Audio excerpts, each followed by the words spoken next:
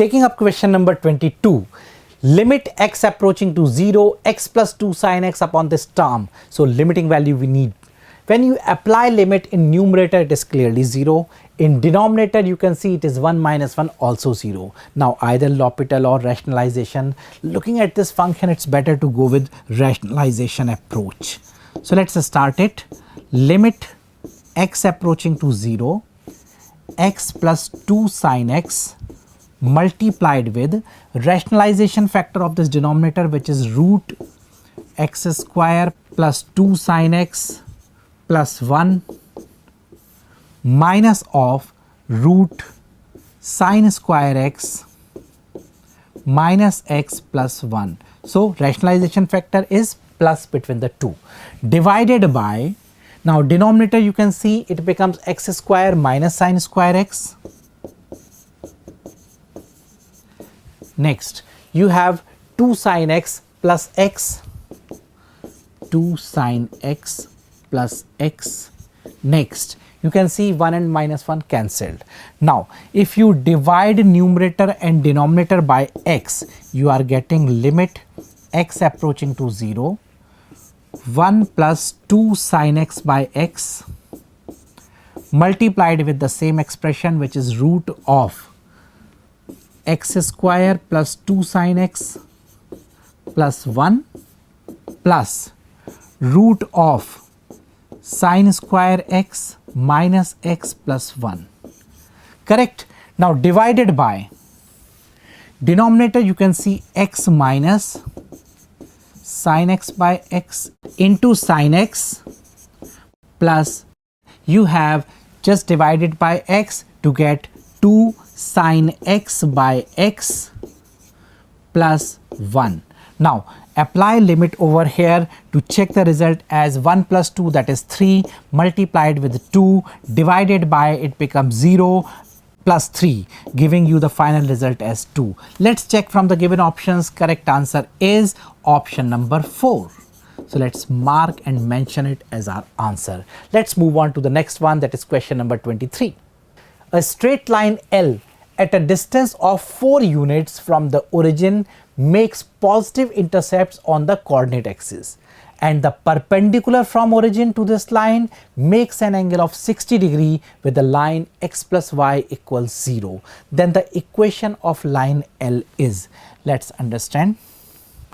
Question says, let's first draw the coordinate axis like this one. Right? Now question says there is a line which is such that when you drop perpendicular on it from origin, right? So this is the line, this is the perpendicular. This is making an angle of 60 degree with the line x plus y equals 0, meaning this angle is 60 degree, right? So clearly you can say this angle left with you is 15 degree. Now there is one more possibility, and it is like line is this one. So when you drop the perpendicular like this one, right? So here you know that this angle is 45 degree as this is 135 degree. Since it is making angle of 60 degree, so here you get angle for this particular one as 75 degree. So this angle here is 75, this one. So two possibilities you are getting, either 15 degree or 75 degree. Now let's see what the question is talking about.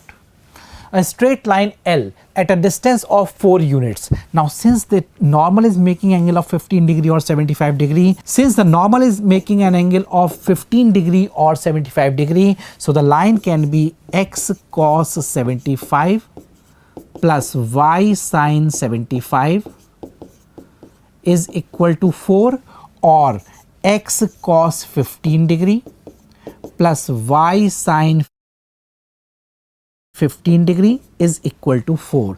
Substitute the value of cos 75, sin 75 as well as cos 15, sin 15 to get the two equations. You will find that from these ones there is situation like option 1 and option 2 both are coming as the correct one. I'm sure this point is clear. Since it is not clearly mentioned whether you need to move anti-clockwise or clockwise, so there is an ambiguity. You get two correct answers. If you move to the anti-clockwise direction, you will be getting the second one, right? Let's move on to the next one. The term independent of x in the expansion of this one. Now when you multiply 1 by 60 to it, you are looking for coefficient of x0. When you multiply it with this one, you will be looking for coefficient of x to the power minus 8. So let's first write down the general term. General term will be 6cr 2x square raised to the power 6 minus r minus 3 by x square raised to the power r. So power of x we are getting 12 minus 4r. For constant we need to be 0. For the second one we need to have this value as minus 8. So we clearly get the value for r as 3 for the first case, and when you put minus 8 you are getting 5 for the second case. So the required term or coefficient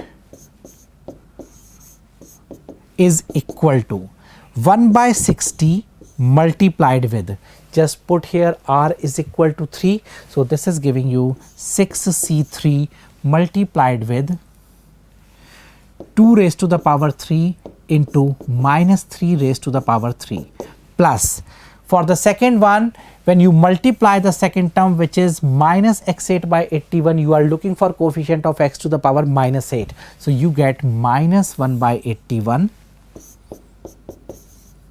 multiplied with the 6c5 into the first term. When you substitute here r as 5, you are getting 2 raised to the power 1 into minus 3 raised to the power 5. Just simplify to get the answer as minus 36. Let's check from the given options. Correct answer is option number 2. So now it's time to move question number 25.